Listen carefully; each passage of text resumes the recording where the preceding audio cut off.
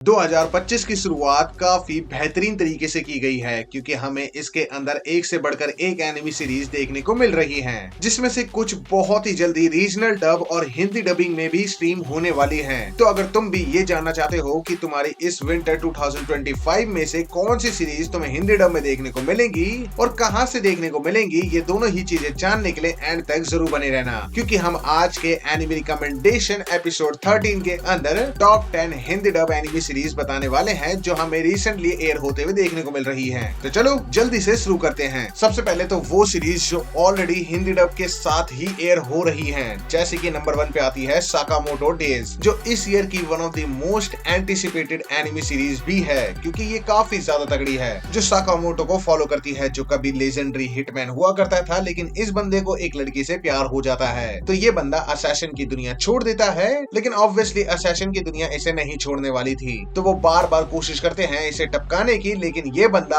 आज भी उतना ही ज्यादा ओवर पावर्ड और बहुत ही ज्यादा बैडएस होता है। तो हमें इसके चलते काफी तगड़ा एक्शन और कॉमेडी दोनों देखने को मिलेगी सीरीज में, वो भी हिंदी डब के साथ में। जिसके बाद नंबर 2 पे आती है जेंसु, जो एक एनिमेटर के अराउंड में रिवॉल्व करती है, जो दूसरी दुनिया में ट्रांसपोर्ट हो जाती है। अब जिस फैंटेसी वर्ल्ड के अंदर वो समन की गई है, उसकी स्टोरी उसे ऑलरेडी पता होती है क्योंकि ये स्टोरी उसकी फेवरेट एनिमी सीरीज से रिलेटेड होती है। खैर, ये बंदी दूसरी दुनिया में जाने के बाद ओवर पावर्ड तो नहीं बनती है, बल्कि इसके पास एक ऐसा पेन होता है जिससे इसकी जो डेस्क है वो फैंटेसी वर्ल्ड में अपीयर हो जाती है, जिसके बाद ये बंदी जो भी ड्रॉ करेगी वो रियल लाइफ में एग्जिस्ट करने लगती है। इसके बाद नंबर 3 पे आती है I am getting married to a girl I hate in my class, जो बेसिकली तुम इसके नाम से ही इसके प्लॉट और इसके प्रेमाइस के बारे में आइडिया लगा सकते हो, जहाँ दो कैरेक्टर्स एक दूसरे को बिल्कुल भी पसंद नहीं करते हैं, लेकिन उनके जो ग्रैंड पेरेंट्स हैं वो उन दोनों को मजबूर करके उनकी शादी करवा देते हैं। और यही नहीं, ये दोनों अब एक ही घर के नीचे साथ में मैरिड कपल की तरह रहने वाले हैं। तो चीजें यहाँ से काफी इंटरेस्टिंग देखने को मिलती है। तो इस सीरीज को जरूर चेकआउट करना, जिसका रीजनल डब और हिंदी डब इस 23 जैन से शुरू होने वाला है। खैर, इसके बाद नंबर 4 पे आती है the possibly the greatest alchemy of all time, जो एक इसी का एनिमी है,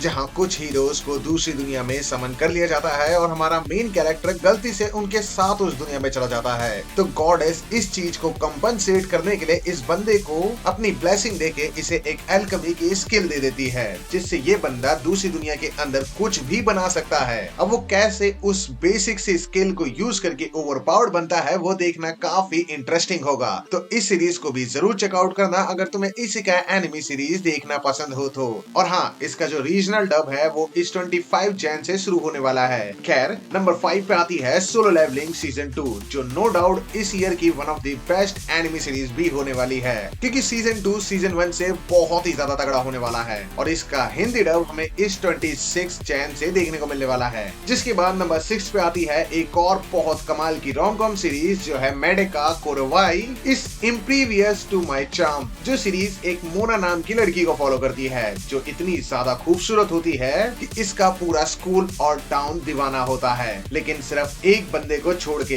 जो है हमारा ऑब्वियसली मेन कैरेक्टर। तो अब मोना उस पे अपने सारे पैंतरों को आजमाती है ताकि ये बंदा उसको नोटिस करे, लेकिन हमारा मेन कैरेक्टर जरा सा भी नहीं पिघलता है क्योंकि ये बंदा एक मॉन्क बनने की तैयारी कर रहा होता है। तो अब इन दोनों में से कौन जीतेगा, ये तो तुम्हें देखो सीरीज देखने के बाद ही पता लगेगा, जिसका हिंदी डब हमें इस 28 जैन से देखने को मिलने वाला है। जिसके बाद नंबर 7 पे आती है red ranger become adventure in another world, जो बेसिकली एक रेड रेंजर के एडवेंचर्स को फॉलो करती है, क्योंकि इस बंदे ने अपनी दुनिया के अंदर सभी मॉन्स्टर को डिफीट कर दिया था और लास्ट बॉस को मारते हुए ये खुद मर जाता है। जिसके बाद ये दूसरी दुनिया में टेलीपोर्ट हो जाता है, जहां जाने के बाद ये अपने adventure as a red ranger शुरू करता है। तो काफी फनी सीरीज है और काफी सारी चीजें तुम्हें रिक्रिएट होते हुए देखने को मिलेगी पावर रेंजर से रिलेटेड। तो इस सीरीज को भी जरूर चेकआउट करना अगर तुम्हें ऐसी एनिमी सीरीज देखना पसंद हो तो। जिसके बाद नंबर 8 पे आती है हनी लेमन सोडा, जो एक slice of life enemy series है, जहां ये सीरीज एक शाय गर्ल को फॉलो करती है जो बहुत ही ज्यादा बुली की जाती है और इसलिए ये बंदी बोलना ही बंद कर देती है। लेकिन इस बंदी की दोस्ती हाई स्कूल के अंदर एक ऐसे लड़के से हो जाती है जो बहुत ही ज्यादा एक्सट्रोवर्ट है और बहुत ज्यादा पॉपुलर है, जिसकी वजह से इस बंदी की जो दुनिया है वो धीरे धीरे बदलने लगती है।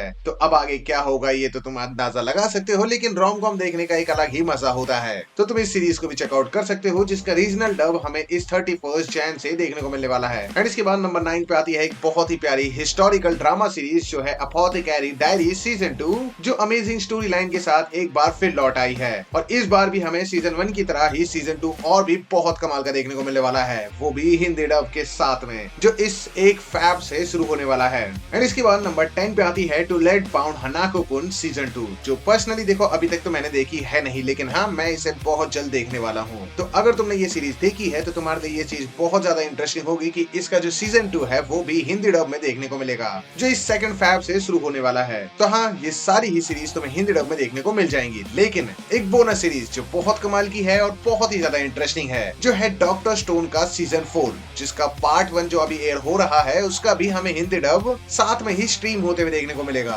तो ये सारी ही सीरीज अगर तुम ऑफिशियली देखना चाहते हो तो तुम इसे क्रंची रोल पे देख सकते हो, लेकिन अगर तुम्हें इन्हें जुगाड़ से देखना है तो तुम्हें लिंक डिस्क्रिप्शन बॉक्स में देखने को मिल जाएगा। बाकी ऐसे ही मोर एनिमे रिकमेंडेशन रिलेटेड एपिसोड देखते रहने के लिए चैनल को सब्सक्राइब जरूर कर लेना। बाकी हाँ, मिलते हैं किसी और वीडियो के साथ, तब तक के लिए जय Hind and thanks for watching.